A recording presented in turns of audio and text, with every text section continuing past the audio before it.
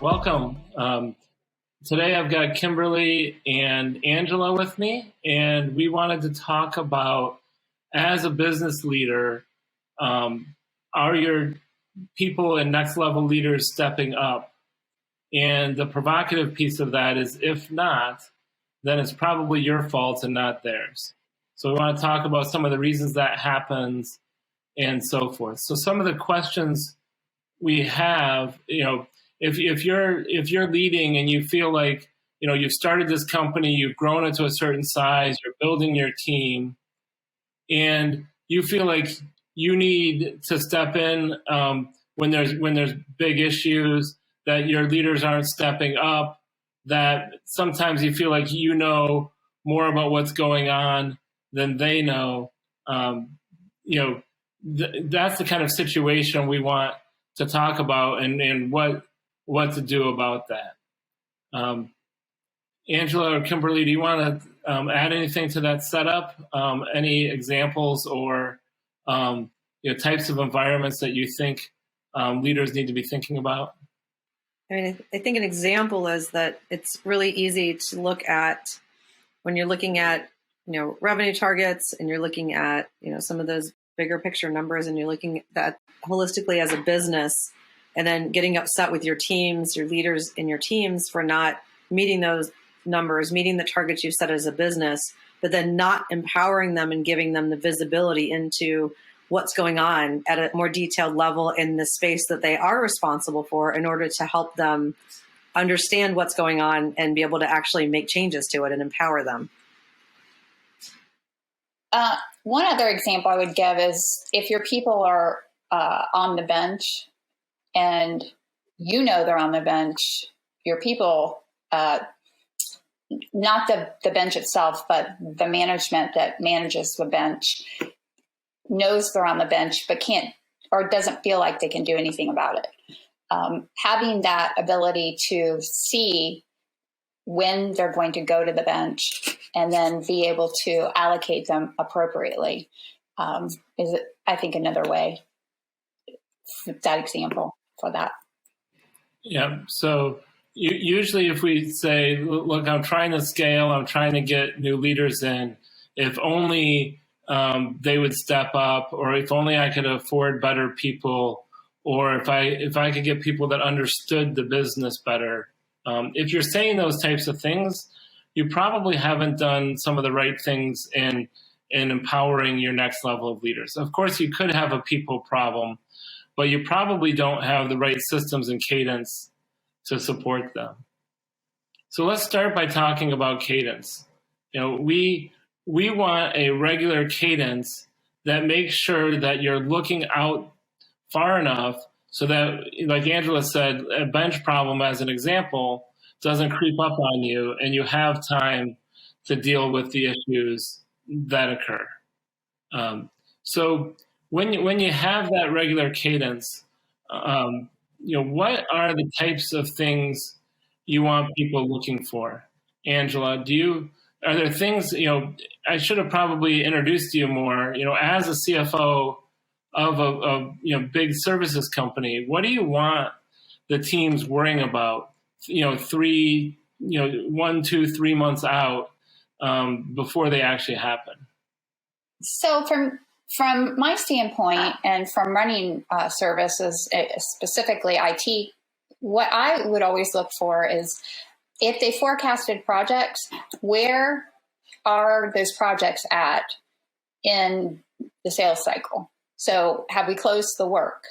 If we haven't closed it, do we have a contract? How close? If we don't have a contract, then where are we at in the sales process? Also, if that work has open positions on it, do we have candidates? If we have candidates, are they closed candidates? Are they going to start work? If they're starting, will they start in time to get to work on the open position? And the reason for that is because in services, you're projecting revenue.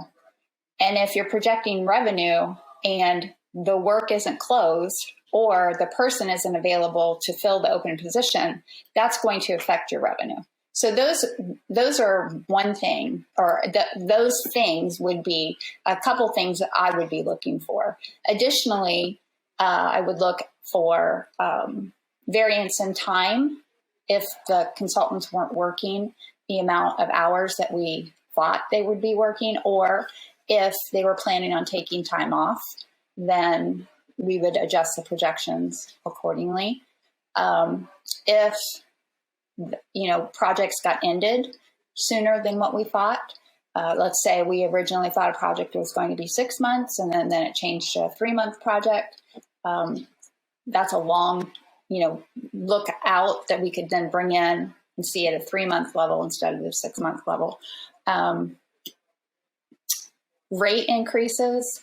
If we had raises that we were going to do 6 months out, then we could look at whether or not we needed to go to our customers and talk to them about rate increases. And I think a lot of times people don't always know what to look for, which isn't why it is important to have a system that almost can do it for you. Right. If you don't have a cadence that is continually asking these questions on a consistent basis, then it can creep up on you, right? So you may be in a position where for 2 or 3 months, your number one worry is about getting people placed from the bench. And then you get to a point where you close enough deals where your number one worry is actually, can we hire enough people? And if you don't see that coming, then you're going to have a challenge, and you're always going to be playing from behind and trying to catch up. So I think one of the key things with this cadence is making sure that all of the questions Angela just mentioned are addressed and reviewed on a regular basis, so that you don't get surprised. And once you put someone into that structure, into that system, they'll start to learn the things to worry about, and they'll be kind of triggered and reminded to watch out for those things. Kimberly, you were, kind of as we scaled the business, you were one of the first people to, and maybe we didn't have all of these cadences in place at the beginning, but you got to go down that road of learning what are the things to worry about. What are your thoughts on that cadence, and why that can help add more and more leaders? The cadence is huge. I came from years of, we won't talk about how many years, but many years of leading teams and being responsible for books of business for concrete products, not in services. And so shifting from being in a product-focused environment to being in a professional services environment is a big difference. And having those meetings and having people like you and Angela having the conversations about, hey, when you look at your variance and you're expecting, I thought I was going to do this much in April, it's January, I'm looking at April, I thought I was going to do this month, and a week later, now it's changed. Understanding why, what changes, what to go look for, like all the things that Angela was talking about, and knowing that those are the places to look, and understanding that those are the triggers, those are the little rudders that make the difference in how you're running your book of business is huge. And that cadence helps because it helps you learn those things to look for, right? That's how I learned what to look for in the professional services, and understanding what changed and what's different is by going to those meetings, having those conversations. And also by pushing back and saying, hey, I need access to the data that actually shows that information about the part of the business that I'm responsible for, so that I don't have to be in a meeting. In between those meetings, in between those cadence, I have my, the cadence with the leadership team, where we all got together and talked about, the pieces of the business that everyone's responsible for. But I also had a personal cadence as a leader where I was constantly, every single day, sometimes multiple times a day, looking at my data, looking where things were at, looking where my teams were, how are the projects going, has anything changed? Like Angela said, all of a sudden someone decided they wanted to take July off. And now that's showing up and changing what's happening in my book of business in July, 3 months out or whatever. So learning all of those things is really important, and having a system in place, both people, cadence, and software, made a huge difference in that.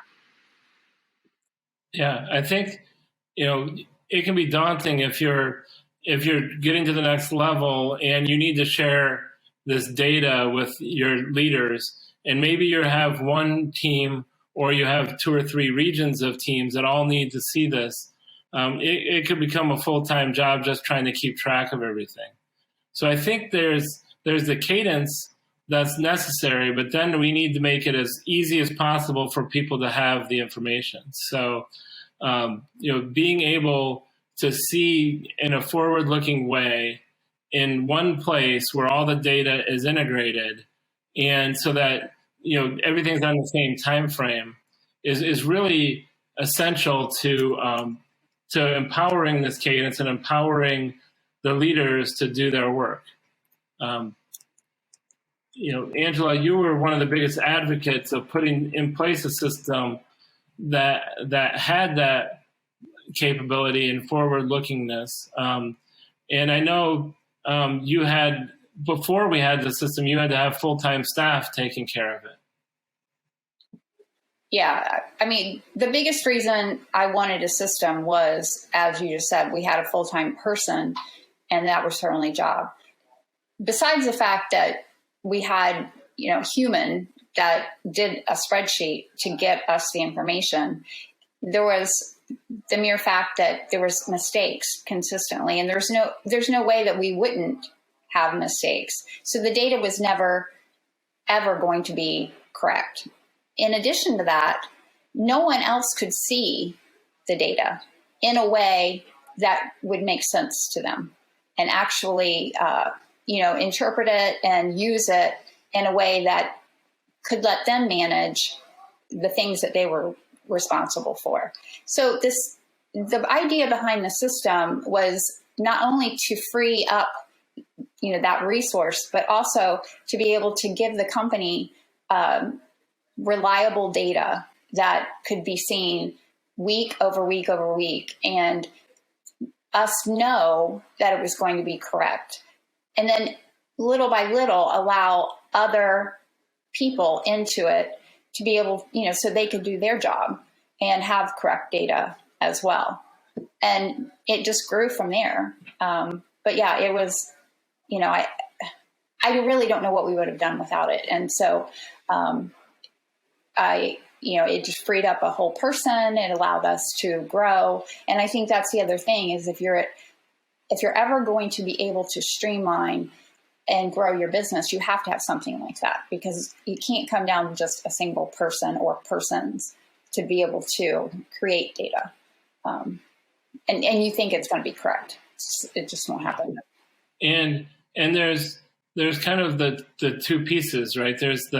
We've got to get the data, and then we need to get the person to have the insights to know what the data is telling them. And you alluded to it earlier that we're getting to the point where the system is having intelligence in it, and it can say, it looks like you have more people than you have projects in 3 months, or it looks like you should start worrying about your bench, and not have it be something that's just kind of learned over time, but the system has the insights to help you along the way. Kimberly, talk a little. Go ahead, Angela. I think too, even if I agree, I think we're getting there with that intelligence, but even if on a comparison sheet, if it gives the user the highlight of what it has changed, it gives them the ability to say, oh, this went down, or that went down, or this went up, or that went up. And then therefore they know where to start looking, at least. So I think the tool that we've put together at least gives the user a place to start, so they don't have to remember everything that I said prior that could happen. Yep. Kimberly, talk about that learning process where, kind of early on, sometimes you'd have to be, someone would point out that, there's an issue, and then maybe over time you'd start to see the issues and be pointing it out to other people. Yeah, that's exactly it. It would, you look at something from a high level and say, okay, well, our revenue's off. Usually it was actually you saying, why is your revenue off in April by, you're down $500,000 in April over what you said you were going to do last week for your region. And I would go, okay, let me go figure out where that's at. And then, like Angela said, you start to learn the places to look for it. Well, what are the things that would cause it to be off, right? And we've talked about this in the past about the different things that cause variances. And so, I started to learn, here are the places I could look. And then when I look and say, okay, well, the variances I see that is coming from one project or one client, then I would pair in with a person that on the team that was responsible for that specific client and have that same conversation with them. Hey, we're off. What's going on? Okay, you're not sure. Well, then let's talk through it together. And I'd walk them through it. And we'd go look together and find the problem. Then the next time, if there was a problem, that person started to learn, one, to keep an eye on it. Okay, well, that sucked. I don't want to get a phone call at 7 a.m. because, my project is not where it's supposed to be and not know why. And so that also, walking them through, here's what to look for. Here are the things that can change. Here's what causes that, then empowers them, and giving them access to their data in the system as well, empowers them to be able to track each of their clients' items, right? And so we were able to do that at the regional, obviously you had at the company level, and then at the regional level. Inside the region, I have multiple, clients. And so we have different people responsible for different clients. And sometimes inside of a larger client, it may be down to the project level where, if we have a client that has 5 projects on it, we may have it split where I've got someone responsible for 3 projects, someone responsible for 2. Helping them understand how the decisions that they make and the interactions that they have with their team and decisions they make with their team and the data they put into the system and the quality of that data impacts our projections and how we run our business, I think also helps them be able to do a better job and be stronger in their role because they understand the impacts of what they're doing. So if someone's putting data in and they're just like, oh, I'm just updating the project, and they don't see the outcome of that where they're seeing a projection or understanding how it impacts the rest of the business and the decisions that we make around the business, they're less likely to be as diligent than if they understand how that impact is. Yeah. So, I think in summary, right, you have probably hired smart people. You probably have people that are committed and really want to do a good job. And so if it's hard to scale that leadership to run the business, I would look at, do you have the right cadence in place? Do you have the right data and system in place? And are you starting to build those insights so that more and more of your team can see what's happening and how it's affecting things?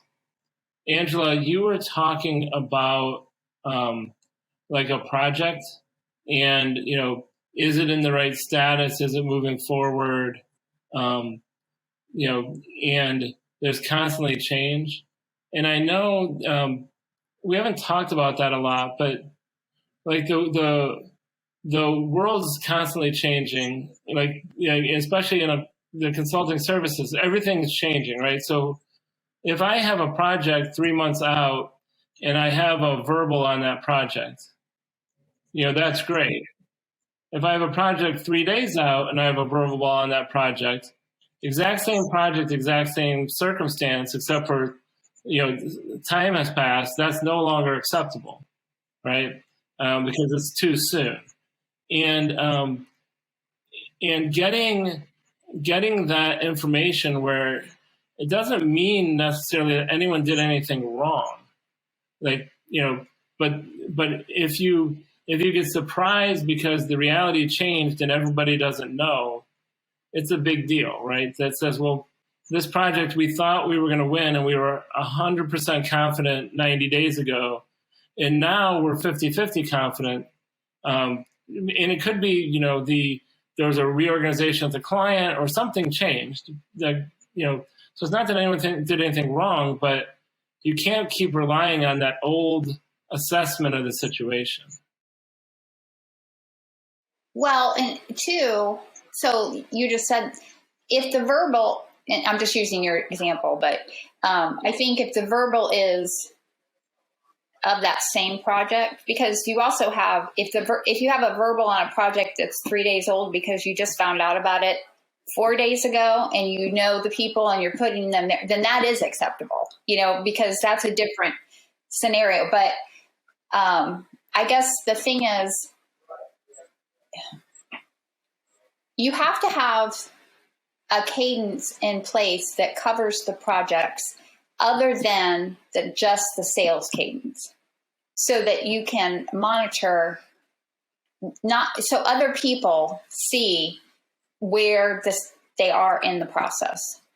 Because I don't think sales necessarily digs in to see the reality, of what is needed in order to really make it happen. Yeah, I think projections help solve that. There's, one of the things is there's multiple personalities, right? You need a salesperson who's fearless and believes they can get every deal done, right? They're going to constantly be working on it, but we also need to question what's the reality of it, because other people are making decisions based on that, right? So people who are in charge of staffing are making decisions based on that. People who are in charge of hiring are making decisions based on that. Financial people are making decisions based on that. So we need to, make sure that everybody has a kind of an understanding of the current reality, and empower sales to fearlessly do what they want to do to keep pushing and closing deals.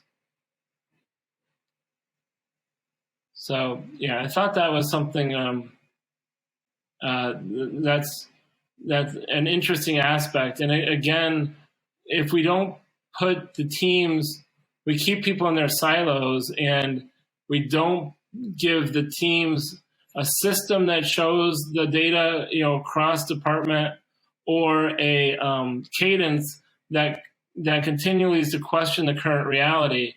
All of a sudden you get surprised, and now there's not as much time to deal with the issue. And I think that's not ultimately not that your people aren't paying attention, that they're bad people. It's that as a leadership team, we probably haven't put the systems and cadences and insights in place to make sure that these things are continually monitored and developed.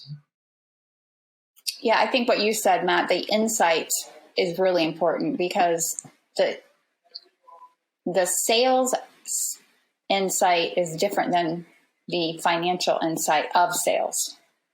So, it's making sure that we touch everything, all the different departments, but each person has their insight met as well.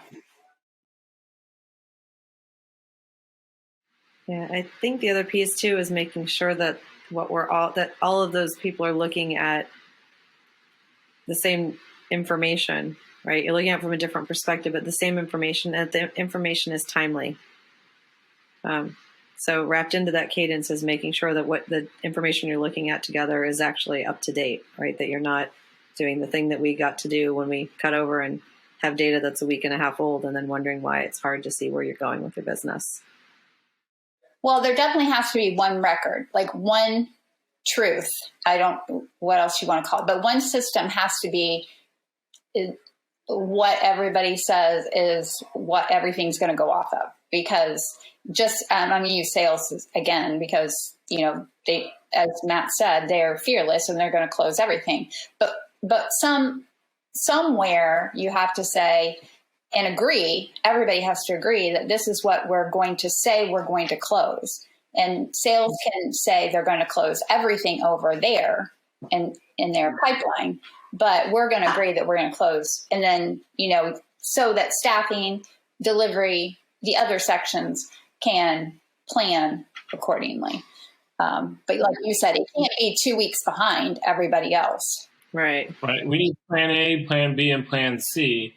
And that's, and ultimately, there's so many of these things are guesses, right? There's no perfect information. Can I close this deal? In the end, it's a bet that you're making as a business. Can I hire these people in this time frame? Again, it's a bet.